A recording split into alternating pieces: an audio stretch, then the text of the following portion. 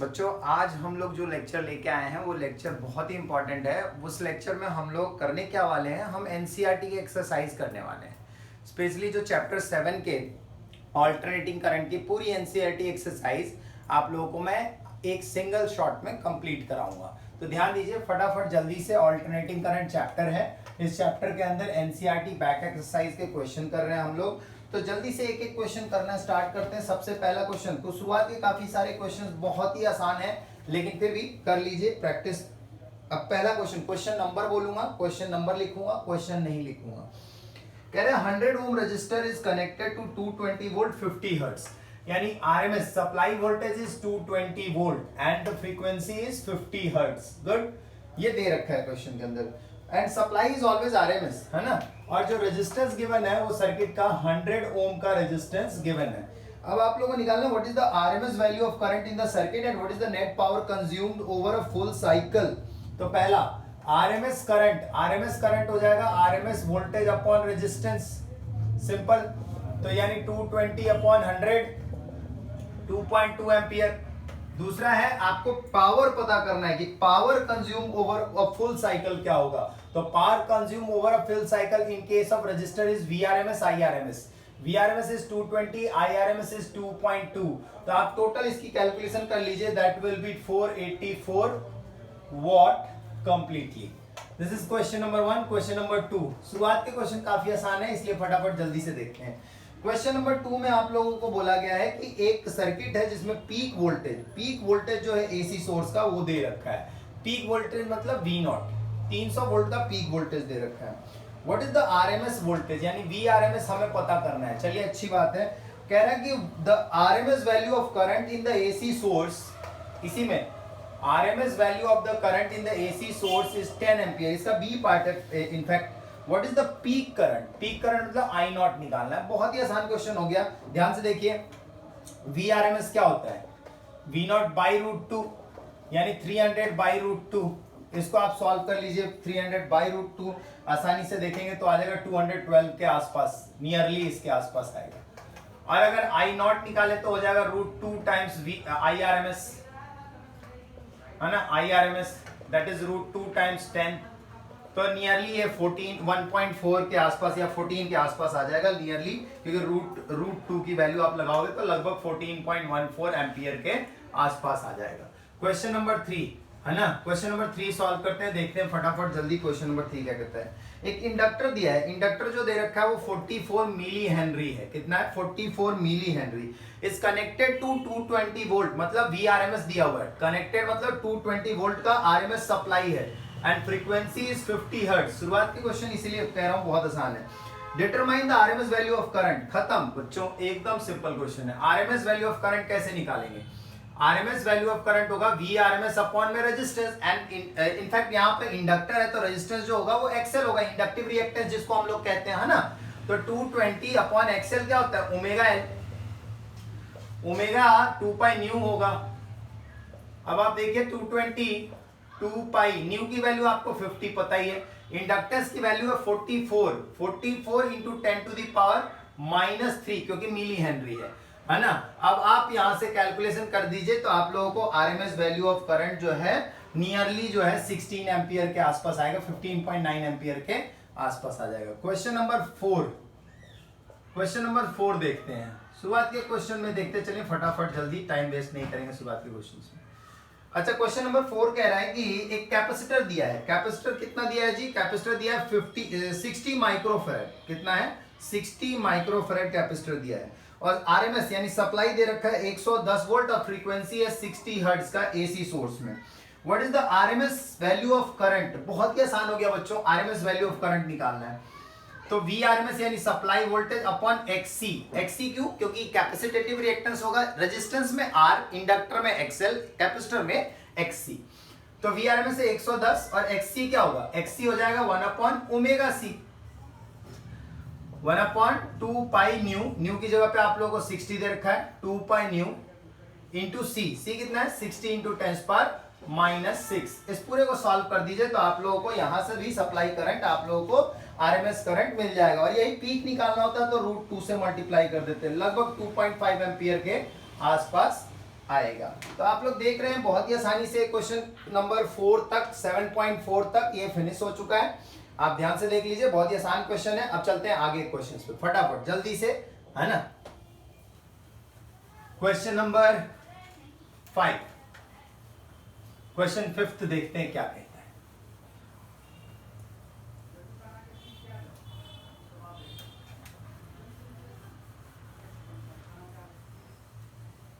इससे पहले chapter 6, chapter 5, chapter 4 इनके भी आपको वन शॉट आपको एनसीईआरटी सॉल्यूशन मिल जाएंगे जो आप लोगों को करवाया गया है लेक्चर्स में प्रीवियस। चलिए देखते हैं नेक्स्ट क्वेश्चन। नेक्स्ट क्वेश्चन आप लोगों के पास 7.5 है 4 क्वेश्चन के बाद। 7.5 क्वेश्चन में क्या कहा गया है, in exercise 7.4 and 7.3 what is the net power absorbed by the each circuit over complete cycle.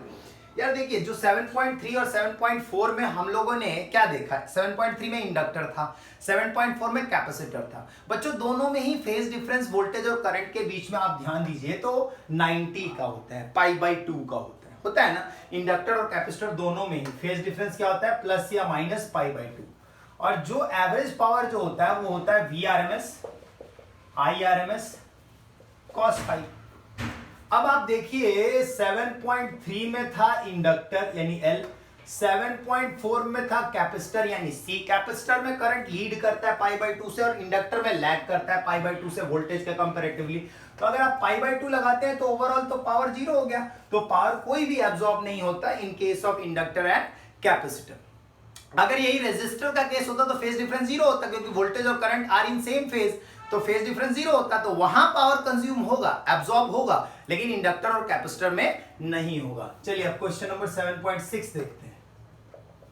7.6 question number कहता है हमारे पास है दोनों ही केस में इंडक्टर और कैपेसिटर दोनों में ही जीरो होगा, 7.3 7.4 दोनों में। क्वेश्चन करेंगे resonant frequency omega R in LCR circuit obtain करना है, रेजोनेंट फ्रीक्वेंसी ओमेगा आर।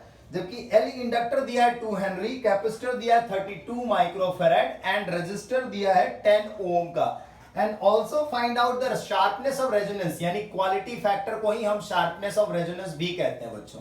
तो देखिए बहुत ही सिंपल है यार, आप लोगों को ना फॉर्मूला याद होना चाहिए, रेजोनेंस में एक्सएल एक्सी के इक्वल होता है, तो वहां से ओमेगा आर निकल के आता है 1/√LC। L की वैल्यू है 2 और C की वैल्यू है 32 इंटू 10⁻⁻6। आप यहां से सॉल्व कर दीजिए, 64 इंटू 10⁻⁻6 होगा, तो आप यहां से सॉल्व कर लीजिए तो आपको फाइनली वैल्यू मिल जाएगी, लगभग आएगा 125 हर्ट्ज के आसपास, नियरली ये वैल्यू मिलेगी। और शार्पनेस ऑफ रेजोनेंस या क्वालिटी फैक्टर का फॉर्मूला क्या होता है, omega R upon bandwidth. Omega R मतलब रेजोनेंट फ्रीक्वेंसी अपॉन बैंडविड्थ, या फिर 1/√L/C, है ना, 1/√L/C। याद रखिएगा बैंडविड्थ जो होता है ना बच्चों R/L होता है, R/L होता है, और ओमेगा आर कितना होता है 1/√LC। तो अगर आप दोनों वैल्यू पुट करें तो पुट करने के बाद आपको यही मिलना है। तो R की वैल्यू कितनी है 10, रूट अंडर इंडक्टर की वैल्यू कितनी है 2, कैपेसिटर 32 इंटू 10⁻⁻6 क्यों, क्योंकि आपका माइक्रोफैराड में है। तो यहां से शार्पनेस ऑफ रेजोनेंस या क्वालिटी फैक्टर आप निकालोगे वो नियरली 25 के आसपास आएगा। याद रखना क्वालिटी फैक्टर की कोई भी यूनिट नहीं होती, क्वालिटी फैक्टर का कोई डायमेंशन नहीं होता, क्योंकि ये सेम टर्म का रेशियो है, ये भी फ्रीक्वेंसी का रेशियो है। इसको आप पूरे को बोलते हैं बैंडविड्थ, क्या बोलते हैं बैंडविड्थ, ठीक है ना। और हाफ बैंडविड्थ को हम साइड बैंड कहते हैं, जिसकी वैल्यू होती है R/12। याद रखना यूज होगा क्योंकि। क्वेश्चन नंबर नेक्स्ट करते हैं 7.7। क्वेश्चन 7.7 देखते हैं, ध्यान दीजिएगा। अब इसको सॉल्व करते हैं। क्वेश्चन 7.7 में कह रहा है कि एक चार्ज्ड कैपेसिटर दे रखा है, कितने का जी 30 माइक्रोफैराड का कैपेसिटर दे रखा है, ठीक है ना। और उसके बाद इंडक्टर दे रखा है आपके पास 27 मिली हेनरी, है ना।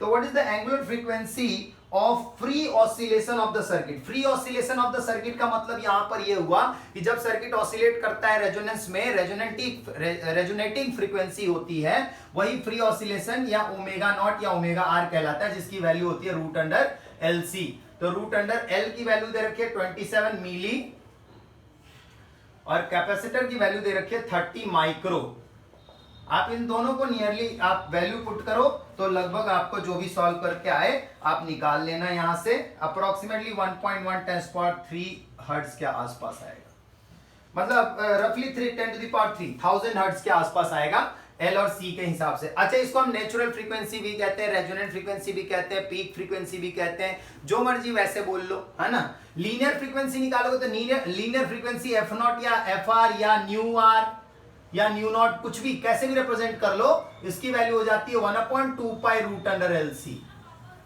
ये लीनियर फ्रीक्वेंसी और ये एंगुलर फ्रीक्वेंसी है। इसको हर्ट्ज में रिप्रेजेंट मत करो, ये आपका रेडियन में रिप्रेजेंट होगा, है ना, क्योंकि ओमेगा आर है ना, तो रेडियन पर सेकेंड में रिप्रेजेंट होगा। चलिए नेक्स्ट देखते हैं, क्वेश्चन नंबर 7.8 से आगे स्टार्ट करते हैं।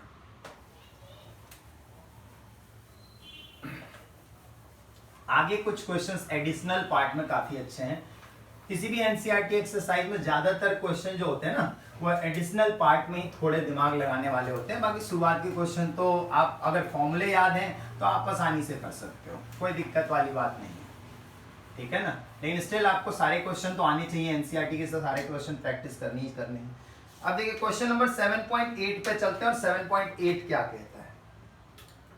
क्वेश्चन 7.8 जल्दी से ये लोग कह रहे हैं कि suppose the initial charge of the capacitor in exercise 7.7, यानी सेम वही पिछले वाले क्वेश्चन की ही रीडिंग्स लेनी है। तो चार्ज जो दे रखा है मैक्सिमम वो दे रखा है 6 मिली कूलम, ठीक है ना, और कैपेसिटर पिछला वाला ही यूज करना है 30 माइक्रोफैराड, ये था आपके 7.7 क्वेश्चन के अंदर, है ना, वो वही यूज करना है same. What is the total energy stored in the circuit initially, energy initially जो स्टोर होगी वो बताना है। And what is the total energy at a later time, यानी बाद में एनर्जी कितनी होगी। तो देखिए ऐसा है बच्चों कि जब भी आप कैपेसिटर में जो एनर्जी स्टोर कर रहे हो, इंडक्टर और कैपेसिटर का सर्किट बना लिया आपने, एलसी सर्किट बना लिया, अगर एलसी सर्किट में आप याद रखिए energy is always conserved with time, यानी टाइम के अकॉर्डिंगली एनर्जी में कोई चेंज नहीं आता है, यानी इनिशियल एनर्जी हो या final energy at any time हो, that is always equals to the peak energy what was the initially stored in the circuit. तो जो एनर्जी होगी वो ऑलवेज सेम रहेगी, जो कि होगी Q0² / 2C। Q0 है 6 मिली और माइक्रो में है ये, तो आप यहां से जो भी एनर्जी निकालोगे ना, ये एनर्जी लगातार एक जैसी रहेगी, लगातार कंजर्व रहेगी, लगभग 0.6 जूल के आसपास आएगी। यानी ये law of conservation of energy को फॉलो करता है कि भाई एनर्जी, अगर एलसी ऑसिलेटर की बात करूं तो शुरुआत में कैपेसिटर का इलेक्ट्रोस्टैटिक एनर्जी थी, बाद में वो धीरे मैग्नेटिक में भी कन्वर्ट होगी इंडक्टर के वजह से, लेकिन total energy at any point of time always be constant, जो इनिशियली था उतना ही रहेगा किसी भी टाइम पे। चलिए क्वेश्चन नंबर 7.9 देखते हैं आप फटाफट, 7.9 सॉल्व करते हैं। 7.9 कह रहा है कि एक एलसीआर सर्किट है जिसमें आर दे रखा है 20 ओम, इंडक्टर की वैल्यू दे रखी है 1.5 हेनरी, कैपेसिटर है 35 microfarad, is connected to a variable frequency. क्या है जी? वेरिएबल फ्रीक्वेंसी है। एंड सोर्स जो है, सोर्स मतलब RMS voltage, RMS is also source, always called source. When the frequency of the supply equals to the natural frequency, that means supply frequency is equals to the resonant frequency या natural frequency, है ना। What is the average power transfer to the circuit in one complete cycle? कितना power complete cycle में जाएगा ये बताना है। देखिए जब भी ऐसी कंडीशन हो तो याद रखना कंडीशन कौन सी होती है? रेजोनेंस की। रेजोनेंस जब भी हो तो एक्सएल और एक्सी दोनों क्या होते हैं? इक्वल होते हैं। रेजोनेंस क्यों बोला मैंने? क्योंकि जब भी आपको कहा गया ना क्वेश्चन के अंदर कि नेचुरल फ्रीक्वेंसी और जो फ्रीक्वेंसी आप सप्लाई दे रहे हो दोनों इक्वल हो गए हैं, तो that is the condition of resonance. Always remember this, है ना। And at the point of the resonance the circuit is called purely resistive. क्यों? क्योंकि जेड का फॉर्मूला होता है ना under root XL - XC whole square plus R square. Since XL और XC अगर कंडीशन इक्वल है तो that is completely equals to R, that is completely purely resistive resonance circuit को कहते हैं। अब यहां से आप फ्रीक्वेंसी नेचुरल फ्रीक्वेंसी निकालो तो फॉर्मूला क्या बन जाएगा? 1/2π√LC, है ना। ये आप यहां से L और C की वैल्यू पुट करके आसानी से कैलकुलेट कर सकते हो। अच्छा, अब वो कह रहा है कि जो कितना पावर उसमें अब्सॉर्ब होगा, कितना पावर पर साइकिल में ट्रांसफर होगा, तो पावर क्या होगा? VRMS IRMS, क्योंकि फेज डिफरेंस रेजोनेंट सर्किट में 0 होता है। और फॉर्मूला क्या होता है? VRMS IRMS cos phi, VRMS IRMS cos phi, और cos फाई 0 रखोगे तो यही बनेगा। IRMS क्या होगा? IRMS आप निकाल लो, सप्लाई वोल्टेज कितने का है? 200 वोल्ट का सप्लाई है, अपॉन जेड। अच्छा जेड याद रखना हमेशा कि आर के इक्वल हो जाता है, तो जेड कितना, आर कितना बच्चे? 20, यानी कितना आ गया? 10 एम्पियर। तो 200 इंटू 10 तो 2000 वॉट है ना, 2000 वॉट टोटल पावर जो है, यानी कि आप कह सकते हो 2 किलो वॉट जो है पावर, वो ऑन एन एवरेज ट्रांसफर हुआ है over a complete cycle in a given cycle. ठीक है ना, तो ये आपका रेजोनेंस की कंडीशन पे ऑब्टेन होता है, इस तरीके से ध्यान रखेंगे। अब आता है क्वेश्चन नंबर 7.10 पे, यानी 7.10 पे। ये वाला कॉन्सेप्ट ध्यान से समझ लेना। रेजोनेंस पे जेड आर के बराबर होता है, एक्सएल एक्ससी के बराबर होता है, रेजोनेंट फ्रीक्वेंसी और ड्राइव्ड फ्रीक्वेंसी इक्वल होते हैं, करंट मैक्सिमम होता है, पावर कंज्यूम होगा क्योंकि प्योरली रेजिस्टिव है, और वो भी मैक्सिमम होगा क्योंकि रेजिस्टिव है। ठीक है ना, ये चीज ध्यान रखना। चलिए नेक्स्ट देखते हैं 7.10। Question number 7.10।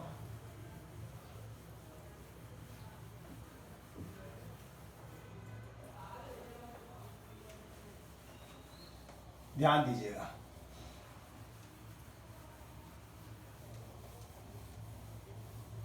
Seven point 10 question में कह रहा है कि एक रेडियो ट्यूनर है, ठीक है ना, उसमें हमारी कंडीशन कुछ ऐसी दे रखी है कि हमें ट्यूनिंग करना है, और उसके अंदर कैपेसिटर जो दे रखा है, कैपेसिटर एलसी सर्किट है। क्या है? एलसी सर्किट है। और radio can tune over a bandwidth of 800 kilo hertz to 1200 kilo hertz तक के बीच में ट्यूनिंग कर सकता है रेडियो। अच्छा, रेडियो की ट्यूनिंग करने के लिए उसमें एक एलसी ऑसिलेटर यूज किया गया है, और उस ऑसिलेटर के अंदर एल यानी इंडक्टर की वैल्यू दे रखी है हमें 200 माइक्रो हेनरी, जो फिक्स है, जो कि फिक्स है। तो कह रहे हैं कैपेसिटर जो लगाया जाए उसकी रेंज क्या होगी, कैपेसिटर की जो है वो रेंज क्या होगी, मतलब कहां से कहां तक के कैपेसिटर, कितनी वैल्यू से लेके कितनी वैल्यू तक के कैपेसिटर लगाया जाए कि आपको ये फ्रीक्वेंसी से लेके ये फ्रीक्वेंसी तक ऑब्टेन हो जाए, क्योंकि इंडक्टर को कांस्टेंट रखा है उन्होंने। तो देखिए ध्यान से, फ्रीक्वेंसी का फॉर्मूला क्या होता है?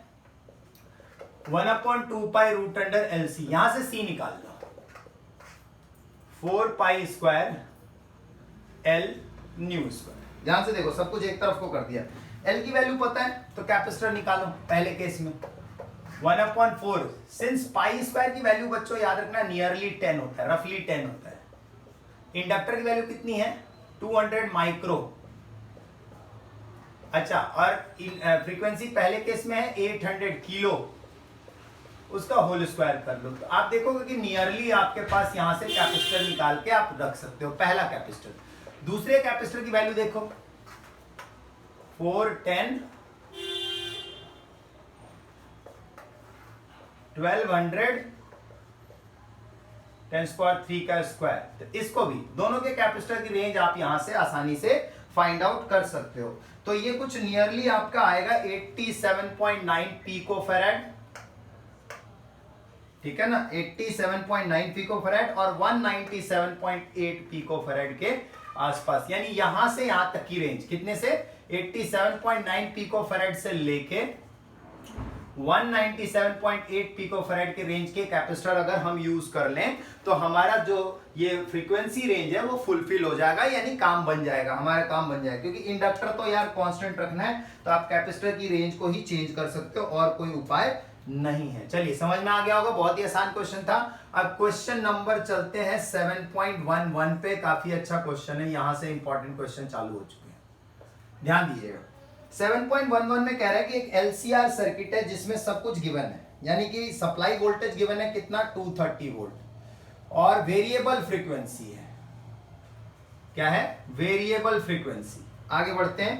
इंडक्टर की वैल्यू दे रखी है 5 हेनरी, कैपेसिटर की वैल्यू दे रखी है 80 माइक्रोफैराड, रजिस्टर की वैल्यू है 40 ओम, है ना, ये सब कुछ गिवन है। पहला पार्ट क्या पूछ रहा है कि determine the source frequency which derives the circuit in resonance. बहुत सिंपल तरीके से पूछ लिया फ्रीक्वेंसी। तो 1/2 पाई रूट अंडर एलसी, है ना, 1/2 पाई की वैल्यू पता ही है, रूट अंडर एल 5 और C है 80 इंटू 10⁻⁻⁶। तो ये नियरली आप सॉल्व करके यहां से फ्रीक्वेंसी निकाल सकते हो। ओमेगा के टर्म में भी निकाल सकते हो या फिर न्यू के टर्म्स में भी यहां से आप फाइंड आउट कर सकते हो आसानी से। अब इसके बाद क्या पूछ रहा है उसमें, और भी काफी सारे पार्ट पूछे गए हैं, तो ध्यान दीजिएगा, ये ध्यान रखिएगा ऊपर वाला। चलिए देखते हैं फटाफट। कभी कभार ना बोलता नहीं है कि आप फ्रीक्वेंसी कौन सी निकालो, एंगुलर या लीनियर, तो आप ना कोई भी केस निकाल देना, आप ओमेगा या न्यू में से कोई भी एक केस निकाल देना, है ना, जब बोले ना। तो आप कह रहे हैं obtain the impedance of the circuit and the amplitude of the current in case of resonant frequency. दो चीजें निकालनी है बी पार्ट में। तो यार इंपीडेंस, इंपीडेंस जेड होता है ना, क्या होता है, एक्सएल माइनस एक्ससी का whole square plus R square. Since circuit जो है वो रेजोनेंस में है तो एक्सएल एक्ससी के इक्वल होगा, तो यानी जेड सीधे सीधे किसके आ गया, आर के बराबर, यानी कि 40 ओम, है ना, 40 ओम दिया है। तो इंपीडेंस जो हुआ रेजिस्टिव हुआ, पर प्योरली रेजिस्टिव सर्किट है तो 40 ओम ही तो होगा। उसके बाद आप लोगों से क्या पूछा, उसके बाद उन्होंने पूछा है कि मैक्सिमम जो आपका सप्लाई करंट और मैक्सिमम करंट, तो मैक्सिमम करंट आपसे पूछा गया है। तो what is the amplitude of current, यानी मैक्सिमम करंट। तो मैक्सिमम करंट क्या होगा, V not by Z. V not क्या होगा, √2 VRMS, और Z किसके बराबर होगा, R के। VRMS कितना दे रखा है, 230 अपॉन Z, R यानी 40। तो ये नियरली यहां से पीक करंट आप आसानी से फाइंड आउट कर सकते हो, लगभग 8 एम्पियर या उसके आसपास आएगा। अच्छा, इसका सी पार्ट देखो, कह रहा है कि determine the RMS potential drop across each 3 element, है ना, तीनों एलिमेंट का अक्रॉस आरएमएस पोटेंशियल ड्रॉप निकाल के दिखाओ। और कह रहा है prove that the potential drop across the LC combination is 0, है ना। तो चलिए पहले तो इंडक्टर, कैपेसिटर, रेजिस्टर तीनों का क्रॉस पोटेंशियल ड्रॉप निकालते हैं। क्या फॉर्मूला होता है, IXL, IXC और IR, है ना। I की वैल्यू आप याद रखिए, जब भी आप आरएमएस पोटेंशियल निकाल रहे हैं तो आरएमएस करंट लेंगे। तो आरएमएस करंट जो होगा IRMS क्या होता है, IRMS होता है I नॉट बाई √2, मतलब 8 अपॉन √2 एम्पियर आएगा, 8 अपॉन √2 एम्पियर आएगा। तो यहां पर 8 अपॉन √2 हो गया, और एक्सएल की वैल्यू क्या होगी, ओमेगा एल। ओमेगा कितना होता है, ओमेगा होता है 2 पाई न्यू एल, है ना, 2 पाई न्यू कितना है, न्यू है आपके पास, ये यहां से निकालोगे न्यू, ये नियरली न्यू की वैल्यू आप निकाल लेना यहां से, तो वो न्यू की वैल्यू यहां रख दोगे। और एल की वैल्यू क्या रखोगे, एल की वैल्यू कितनी है, 5 हेनरी, है ना, एल की वैल्यू 5 हेनरी। तो यहां से आप वोल्टेज निकाल सकते हो, न्यू की वैल्यू यहां से निकाल के इसमें पुट कर देना। अब इसी तरीके से IXC निकालोगे, तो 1/2 पाई न्यू सी, है ना, सारी वैल्यू पता है, सी की वैल्यू पता है, न्यू की वैल्यू पता है, सारी वैल्यू पता है, यहां पे रख देना, आसानी से निकल जाएगा, है ना। तो इस तरीके से एक्सएल निकल, VL VC तीनों निकल जाएंगे, और VR क्या होगा, ये होगा सीधे सीधे इंटू 40, ये सारे वोल्ट में आ जाएंगे। इसको सॉल्व कर लेना आप लोग वैल्यू लगा के, ठीक है ना। तो VL VC VR आ गया। अब आप देखोगे तो ये दोनों की वैल्यू जो होगी ना, VL और VC की, वो इक्वल आएगी। Therefore potential drop difference between VL और माइनस VC क्या हो जाएगा, 0 हो जाएगा। कि वैसे भी IXL IXC, तो XL XC इक्वल है, तो वैसे भी पोटेंशियल डिफरेंस 0 होगा एक इंडक्टर और कैपेसिटर का क्रॉस। क्लियर हो गया, बहुत ही आसान है। चलिए देखिए आगे देखते हैं, नेक्स्ट पॉइंट, नेक्स्ट क्वेश्चन। ये रेजोनेंस पे क्वेश्चन था, बहुत ही आसान क्वेश्चन। अच्छा, ये कैलकुलेशन वगैरह आप लोग जरूर ट्राई कर लीजिएगा बच्चों, है ना। चलिए आगे बढ़ते हैं, 7.12 क्वेश्चन।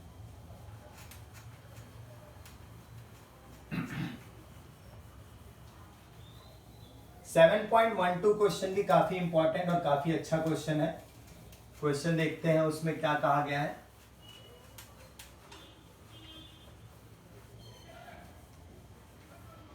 क्वेश्चन में कहा गया है 7.12 में कि हमारे पास एक LC सर्किट है। क्या है, LC, जिसमें इंडक्टर की वैल्यू गिवन है 20 मिली हेनरी, और इवन कैपेसिटर की वैल्यू भी गिवन है 50 माइक्रोफैराड, और इनिशियली जो चार्ज है, पीक चार्ज 10 मिली कूलम दे रखा है। The resistance of the circuit is nearly negligible, यानी 0 के आसपास। Let the instant the circuit is close at time t0 पे क्लोज किया गया। LC सर्किट है, इंडक्टर और कैपेसिटर, यानी LC ऑसिलेटर है एक तरीके से। पहला पार्ट पूछा गया है कि what is the total energy stored initially, is the energy always conserved? Yes, it will be always conserved, अभी थोड़ी देर पहले ही बताया था। और इनिशियल एनर्जी क्या होगी? Q not square by 2c and always conserve. Good. तो क्यू नॉट कितना है? 10 मिली। 2 कैपेसिटर है 50 माइक्रोफेरेड, तो ये नियरली आपको 1 जूल के आसपास की एनर्जी आ जाएगा। बी पार्ट में पूछा गया है कि what is the natural frequency of the circuit. तो यार natural frequency of the circuit को न्यू नॉट या न्यू आर कहते हैं, जो कि होता है 1/2 पाई रूट अंडर एल सी।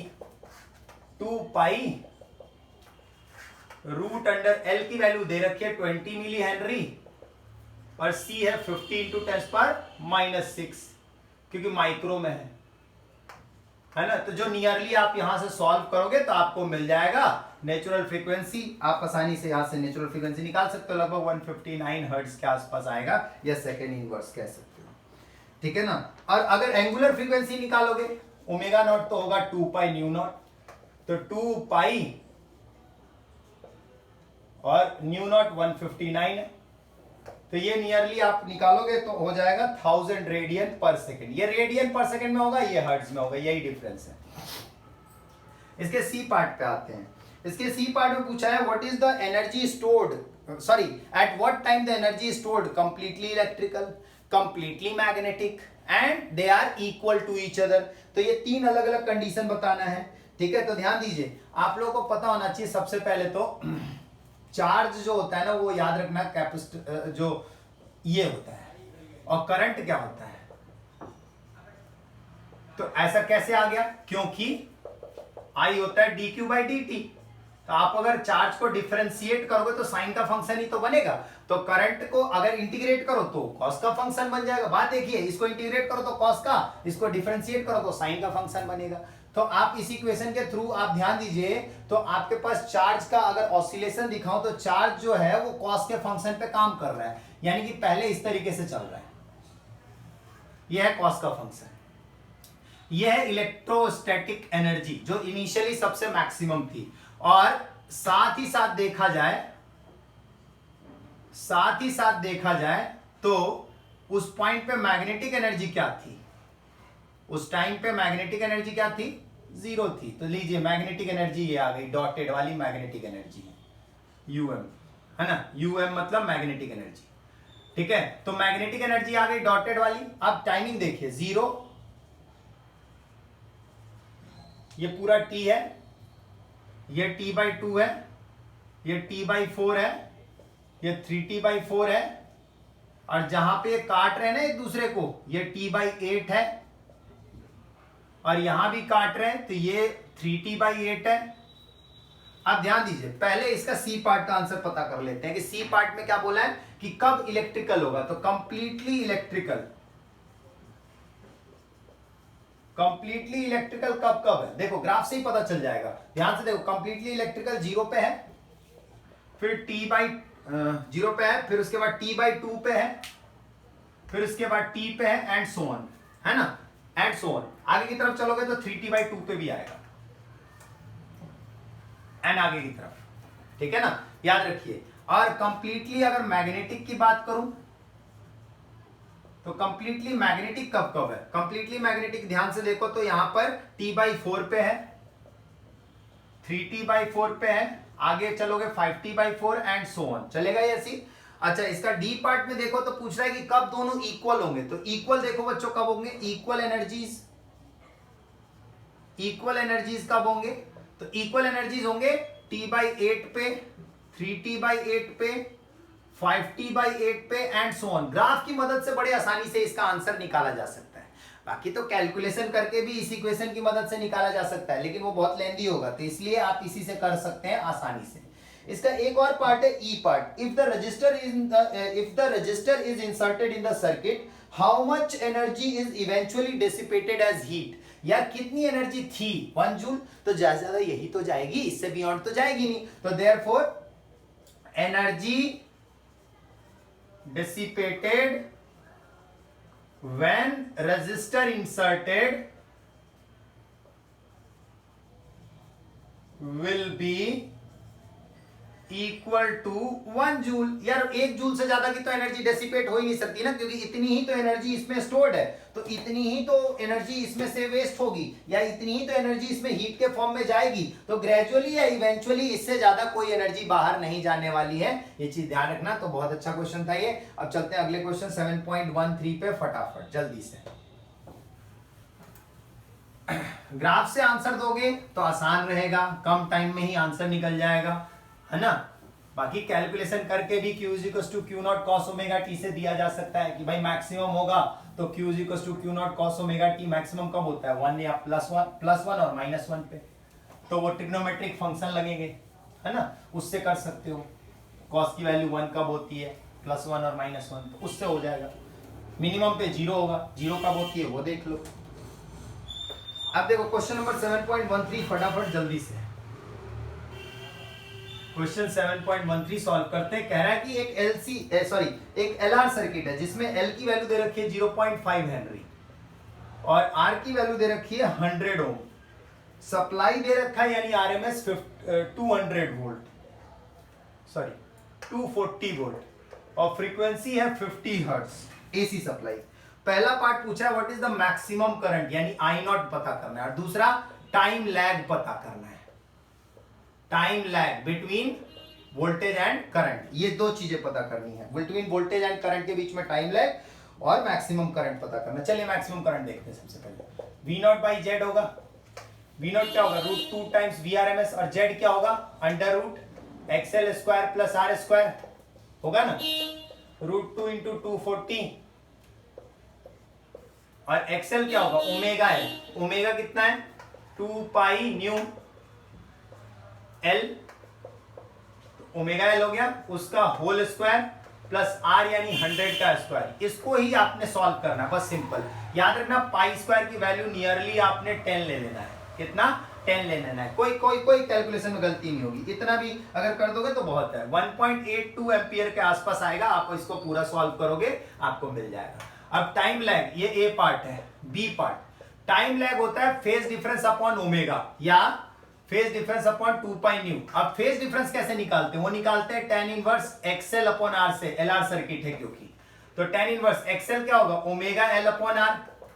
ओमेगा L की वैल्यू क्या है, 2π न्यू, है ना, 2π न्यू इंटू में L कितना है 0.5 अपॉन R कितना है 100, है ना। तो इस पूरे को सॉल्व करो तो फेज डिफरेंस आ जाएगा tan इनवर्स। नियरली ये पूरा सॉल्व करके आपको मिलेगा, जो आप सॉल्व करोगे तो लगभग आएगा 1.57 के आसपास, जो कि लगभग 57 डिग्री के आसपास होता है ना।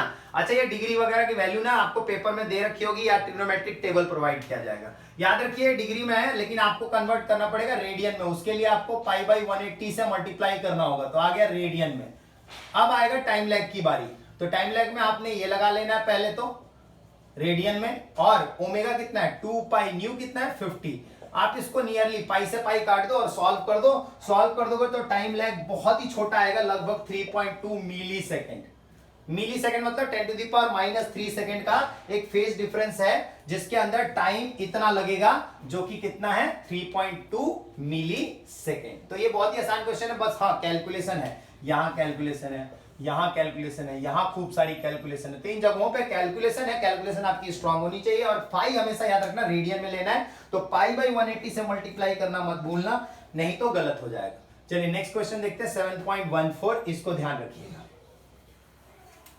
क्वेश्चन आ रहा है 7.14, जल्दी से।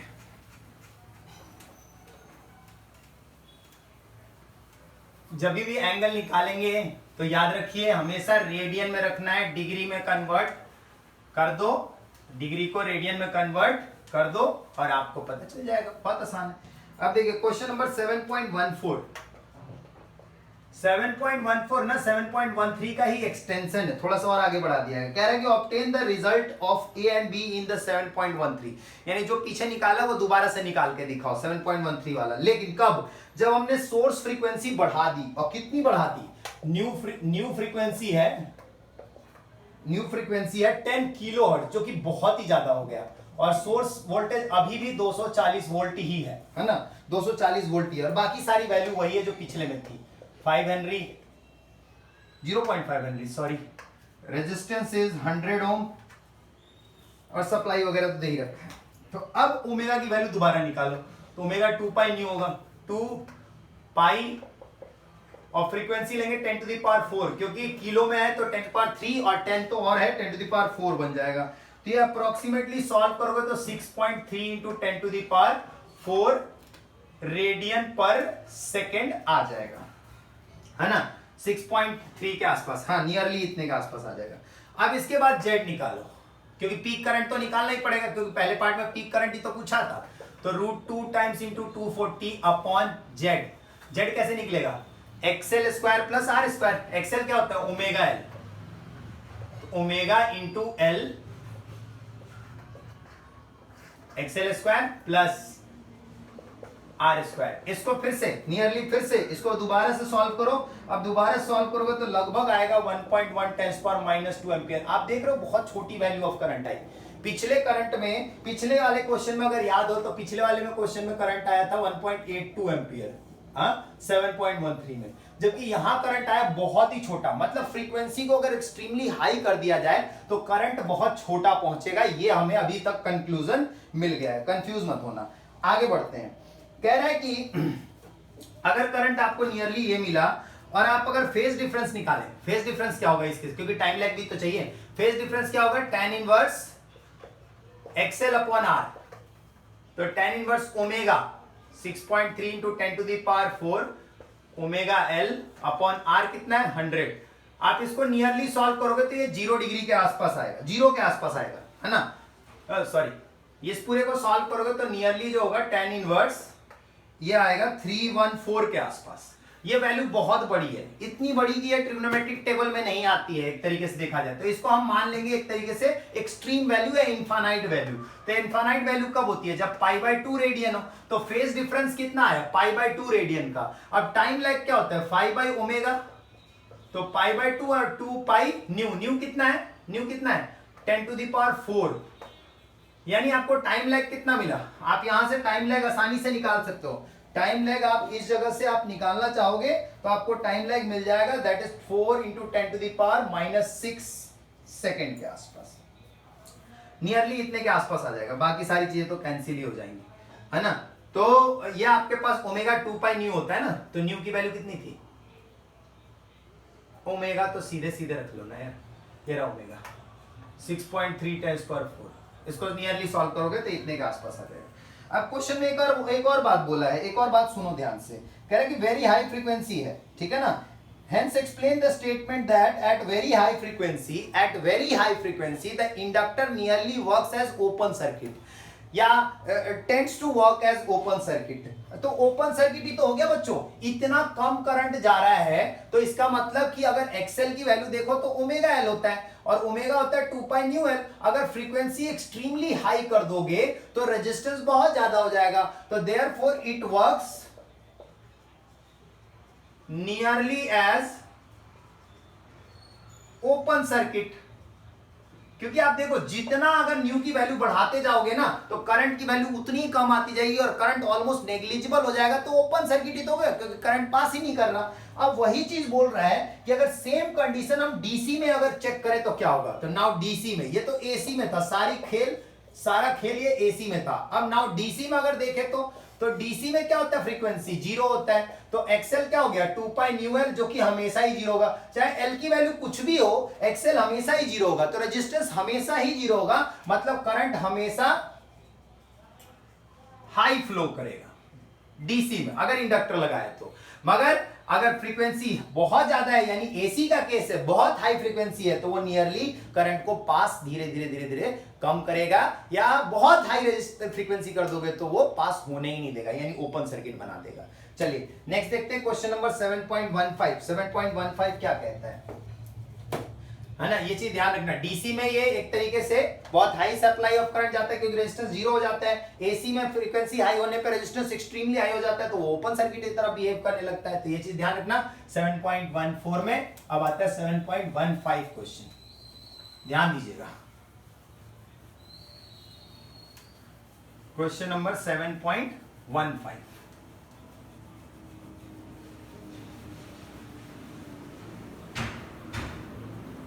7.15 में बच्चों क्वेश्चन जो है बहुत ही आसान है, थोड़ा सा दिमाग लगाना हल्का सा। 7.15 और 7.16 ये भी एक जैसे से क्वेश्चन है, तो जल्दी से दोनों को ही देखते हैं, और दोनों में काफी सिमिलैरिटी भी है इसलिए एक साथ ही लिख दिया मैंने। देखो अगले क्वेश्चन में कैपेसिटर दिया, रजिस्टर दिया है, जैसे पिछले में इंडक्टर और रजिस्टर दिया हुआ था।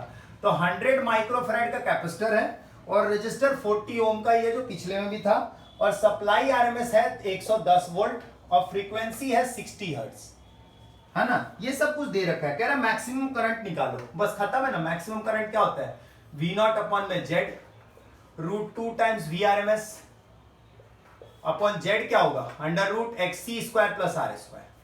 अब XC क्या होता है, 1 अपॉन ओमेगा सी, ओमेगा होगा 2 पाई न्यू, न्यू यानी 60 है ना, 2 पाई न्यू, और C कितना है 100 इंटू 10⁻⁻⁶।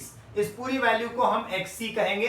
XC को आप सॉल्व कर लो, XC को आप सॉल्व कर लो तो आपको मिल जाएगा XC की वैल्यू और R की वैल्यू यहां पुट करो तो आपको नियरली XC और R की वैल्यू, XC की ये वैल्यू और R की वैल्यू ये, इन दोनों को यहां पुट करो तो नियरली आपको पूरी कैलकुलेशन करके 48 ओम यानी Z की वैल्यू 48 ओम आ जाएगी। कैलकुलेशन आप खुद करोगे, आप कर लेना।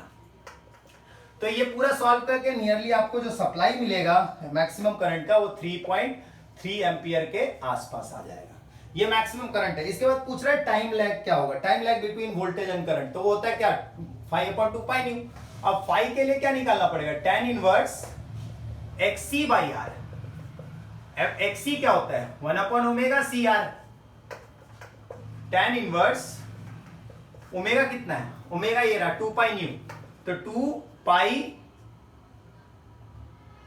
और न्यू कितना है, न्यू है आपके पास 60, 2 पाई न्यू का इंटू में सी कितना है हमारे पास 100 इंटू 10⁻⁻⁶ और R है 40। तो ये पूरे को सॉल्व कर लो तो आपको फेज डिफरेंस आपको मिल जाएगा। जो टोटल फेज डिफरेंस ये पूरी कैलकुलेशन करके आएगा 0.66 के आसपास आएगा, जो नियरली 34 डिग्री के आसपास होता है। अब 34 डिग्री को पहले किसमें बदल दोगे, π/180 करके रेडियन में, और 2 पाई न्यू की वैल्यू कितनी है 60। तो अब ये पूरा सॉल्व करोगे तो आपको टाइम मिल जाएगा। ध्यान से देख लो, कैलकुलेशन पे सारा फोकस है बच्चों, सारा खेल कैलकुलेशन का है इस पूरे टॉपिक पे, है ना। तो यहां से टाइम लैग आपको 1.5 इंटू 10⁻⁻2 सेकेंड के आसपास, 1.55 10⁻⁻2 सेकेंड के आसपास मिल जाएगा। कैलकुलेशन आपको फेज डिफरेंस क्या आनी चाहिए। यहां पर जो एंगल लिख रहा हूं ये एंगल जनरली दिए रहते हैं पेपर के अंदर कि भाई tan इनवर्स इतनी की वैल्यू क्या होती है, तो ये वैल्यू आपको याद नहीं करनी। अच्छा ये याद रखना है कि फेज डिफरेंस जो आएगा उसको रेडियन में बदलना मत भूलना, नहीं तो गलत हो जाएगा पूरी तरीके से, है ना, टाइम लैग निकालते वक्त। अब कह रहे हैं अगले क्वेश्चन में, ये समझ में आ गया होगा आप लोगों को, बहुत ही आसान क्वेश्चन था ना। जेड की कैलकुलेशन आप ध्यान रखिएगा, बहुत ही इंपॉर्टेंट है, कैलकुलेशन जरूर करना। अच्छा अगले क्वेश्चन में कह रहा है obtain the answer of A and B. फिर से वही क्वेश्चन रिपीट हो गया, इस बार फ्रीक्वेंसी फिर से बहुत हाई है 12 किलो हर्ट्ज। देखो ना आप, वहां पे है कितना 60 हर्ट्ज, यहाँ 12 किलो हर्ट्ज, और बाकी सारे आंकड़े वही हैं, ऊपर वाला ही है। रेजिस्टेंस भी उतना ही है, आरएमएस सप्लाई भी उतना ही है। तो आपको कहा यह जा रहा है कि दोबारा से वो सारी चीजें निकाल के दिखाओ जो ऊपर निकाली थी। तो जेड की वैल्यू निकालो पहले। जेड क्या होता है under root XC square plus R square, है ना। R की वैल्यू कितनी है 40, XC क्या होगा 2 pi nu C, 2 pi nu और C। न्यू की वैल्यू इस बार क्या रखोगे, इस बार न्यू की वैल्यू 12 किलो हर्ट्ज रखोगे यहां पर, यानी कितना हो जाएगा ये 12 इंटू 10⁻³ और C की वैल्यू कितनी है, C तो वही है 100 इंटू 10⁻⁻⁶। ये नियरली सॉल्व करके 40 ओम के आसपास आएगा, आप सॉल्व कर लेना इसको, है ना, लगभग इतने के आसपास आएगा। अब पीक करंट क्या हो जाएगा, V नॉट अपॉन में Z, V नॉट होता है √2 टाइम्स VRMS अपॉन में Z आ गया ये। आप नियरली इसको सॉल्व कर लो, लगभग 3.9 एम्पियर के आसपास आपकी पीक वैल्यू ऑफ करंट आ जाएगी। अब फेज डिफरेंस देखो, फेज डिफरेंस क्या होगा tan inverse XC by R। XC क्या होता है 1 अपॉन ओमेगा C, तो 1 अपॉन ओमेगा यानी कि 2 pi nu, 1 upon omega 2 pi nu C। C की वैल्यू कितनी है 100 और आर की वैल्यू कितनी है 40, 1/2 पाई न्यू सी आ गया और इनटू में आर भी आ गया। इस पूरे को सॉल्व करोगे तो नियरली 10 इनवर्स 0.333 ऐसे करके आएगा, है ना। अब इतनी छोटी वैल्यू ऑलमोस्ट जीरो आ गई ना, तो अप्रोक्सीमेटली इसकी वैल्यू भी 0 डिग्री के आसपास आएगी, यानी फेज डिफरेंस कितना आ रहा है, लगभग 0 डिग्री के आसपास आ रहा है फेज डिफरेंस, है ना।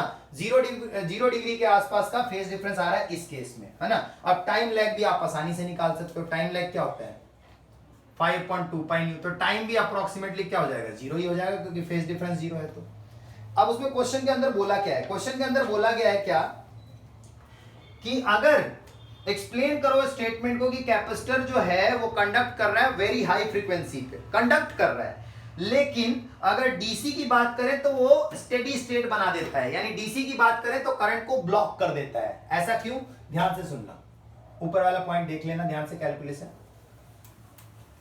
इसी में ध्यान से सुनिएगा।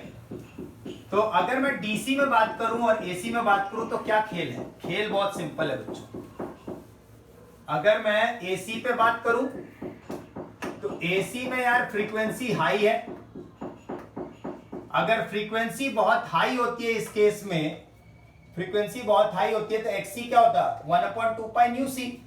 अब फ्रीक्वेंसी हाई है तो एक्सी की वैल्यू लो होगी, और एक्सी की वैल्यू लो होगी तो करंट को अलाउ करेगा, current will flow, current will easily flow, यानी एसी को ये आसानी से अलाउ कर रहा है कैपेसिटर। लेकिन अगर मैं डीसी की बात करूं तो फ्रीक्वेंसी होती है 0, एक्सी हो जाएगा 1/0 यानी इनफाइनाइट। अब रेजिस्टेंस इनफाइनाइट हो गया, that is it will block DC, मतलब एक तरीके से डीसी सप्लाई को वो रोक देगा, है ना।